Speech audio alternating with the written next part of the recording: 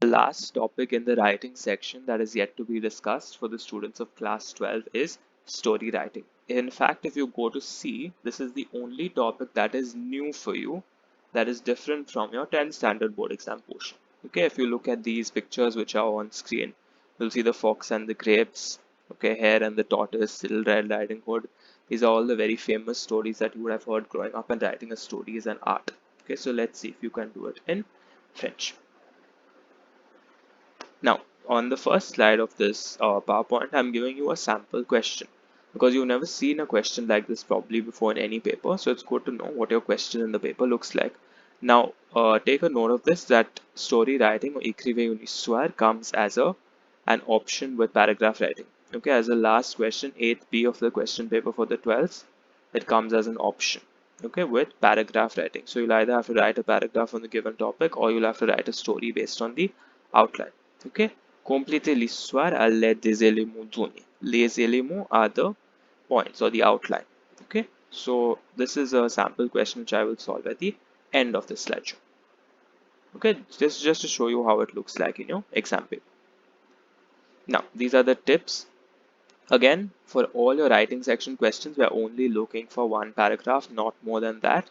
Now, for this, the word limit will be a little longer. Okay, for your carte postale, picture description, it will be around 40 to 50 words, but here we generally ask for a little more because if you go to see, your outline is only around 30 words. So if your outline is 30 words, your story cannot be 40 words, right? It has to be at least double.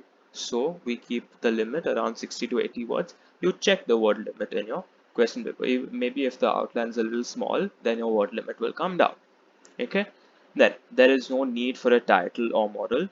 Okay, when you're writing a story here for your board exam, we do not need a title, we do not need a moral, we just need the paragraph. Okay, now it's very important how you start your story, the typical manner, the way you start your story in English: once upon a time. Okay, so that once upon a time is a little different in French. You have une fois il y avait. Une fois il y avait. Une fois is one time. Okay, a contracted version of once upon a time there was, and then you say who there was, and then you launch your story. Okay, now how you use your tenses is very important. Remember, story is always in the past tense. And which are the different past tenses that you are aware of? The two most commonly used ones, the passé composé and the imparfait. Okay, so stick to those two. If you know how to use the passé récent and the plus que parfait, you may use them. If you are comfortable with them and you are actually aware of how you frame them and how you use them, please go ahead. But by and large, if you stick to imparfait and passé composé, you should be good. Now note the difference between these two because this is where people tend to make a mistake. Okay, yeah, imparfait is the past tense, the past continuous tense, or the used to tense. Okay, for situations, landscapes, things that continued for a particular period of time. Okay, things that were continuous, that went on for a particular period of time in the past. Okay, whereas your passé composé is one of terminated action. Something happened and it's over, it's done, it's not going to happen again. Okay, it didn't go on for a long period of time. It happened once and it's done. That is your passé composé. Okay, so look at these four sentences. It's not exactly a story, but it's just four sentences I've given you to show you the difference in the use of the passive composé and the imparfait, just to illustrate that. So, une fois, il y avait un garçon qui s'appelait William. S'appelait has gone on to the imparfait there because his name was William all his life. Okay, he did not change his name suddenly in between. So that s'appelait is a condition of the past. It is the imparfait. Il habitait avec ses parents. Il aimait la musique. Both these verbs, habiter, aimer, are again conjugated in the imparfait because they are past actions which continue. He lived with his parents. He liked music. Okay. Un jour, quand il allait chez ses cousins, il a vu un chien sur la route.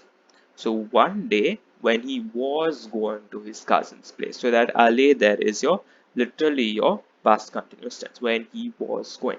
Okay, il a vu un chien sur la route.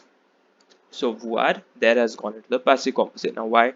Because he saw the dog once and done. He didn't keep repeatedly seeing the dog over and over again. He saw the dog once and it's finished. So voir goes in the passive composite there. Il a donné de la nourriture au chien et il l'a apporté chez ses cousins. So he gave some food to the dog and he took it to his cousin's place. It's not he was giving the dog some food and he was taking it to his cousin's place. No, both those actions happened once and they finished. He gave the dog food once. It was once that he took the dog to his cousin's place. Okay, that is how you mark the difference between the passé composé and the imparfait. Make sure you're doing this correctly for all the verbs. Now, another trick, another technique you can use is to give names to people and places if you're not given the same in the question. If you are given the names of the people and the place in the question, you will have to stick to that. You cannot change that. A very important point is that you have to stick to the order of the given outline. You cannot jump back and forth. You cannot take the first point and then the fifth point and then the second point. You can't do that. Follow the order and you have to take all the points that are given to you. If suppose you haven't understood the third point, that does not mean you just skip it out. You have to take all the points given to you in the outline, whether you understand it or not. Okay. Now, if you are not very confident of yourself, you can just take the outline as it is and conjugate the verbs correctly. That will also do. However, if you're good, you can please introduce small details in between the outline that is already given to you. The basic thing that you have to do is conjugate the verbs and build a paragraph around the outline given to you. However, if you can introduce small details in addition to what you have been given in the outline, you are welcome to do that. Just make sure your grammar and vocabulary is in check and you are not ruining your chances of getting good marks. Okay, it is not compulsory if you are not able to introduce small details. It is not necessary also, but there is always a chance of better marks if you do introduce new details. Okay, so in the white box on top, I've given you that same outline that I had given before. Okay, let's read it once.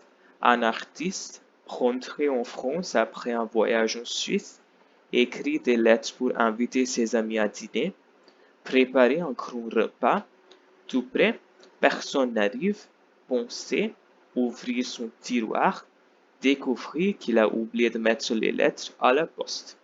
Okay, so the basic thing that you have to do is conjugate the verbs and build a story around this outline that's been given to you. So what I've done is in the green part, you can see the sample solution. The bold case is what has been picked up exactly from the outline. Okay, and the normal case, that is the non-bold, is what has been added extra. Okay, so you can see that there's a lot been added extra just to fluff up the text. But if you are not able to do that, you do not have to do that. Okay, you can stick to just a bare bones outline of what is already given to you, having conjugated the verbs. Okay, so let's read. And while I'm reading, please make sure you're checking how the imparfait and the passé composé have been used. Okay, une fois, il y avait un artiste qui s'appelait Rousseau. Il vient de rentrer en France après un long voyage en Suisse. Can you see in that line I've used the passé récent? Okay, vient de rentrer. Pour fêter sa rentrée, Rousseau a décidé d'organiser un dîner pour ses amis. Il a écrit des lettres pour les inviter. Il a préparé un grand repas le jour du dîner. Tout était prêt. Can you see être has gone into the imparfait there because it was a condition of the past. Okay, Rousseau portait son meilleur costume. Mais personne n'est pas arrivé. Rousseau a commencé à penser tristement. Tout d'un coup, il a ouvert son tiroir et il y a découvert les lettres. Il a oublié de les mettre à la poste. Quel dommage. Okay, so if you see, you can make use of all the stuff that you have learned in grammar so far. Remember, your grammar is not just meant to solve the exercises that are given to you in your grammar questions. They are also meant for you to write effectively in your writing section. Okay, so you can see how tristement has been used there. Okay, la rentrée, the noun form. Okay, you can see how the different verbs have been conjugated. Commencer à, décider de. Okay, utilization of prepositions correctly. Then you can see tout d'un coup, all of a sudden, it's an expression there. Okay, il y a découvert, il a oublié de les mettre. It is your pronouns that have been used there to avoid repetition. Okay, quel dommage is an expression for how sad, how unfortunate. Okay, so all these things come into play. If you have done your grammar well, you should not have a problem in writing a good, solid story and getting your 4 marks for this. Okay, I'm repeating, this comes as an option with your paragraph writing as question 8b. 7a is dialogue, 7b is carte postale or email, courriel, 8a is picture description, 8b is paragraph or story writing. I hope you've understood and you're all set for your writing section and your entire paper. I wish you all the best and lots of luck. Bye bye.